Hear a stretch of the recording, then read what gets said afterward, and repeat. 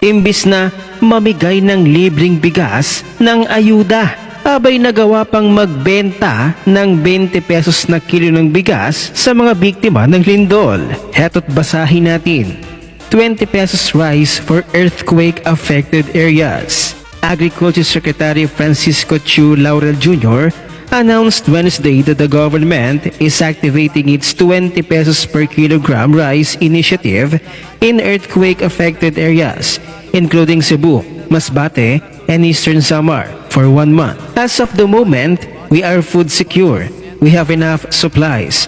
I have already opened the 20 peso rice program in the affected areas for everyone for at least 1 month to help while recovering.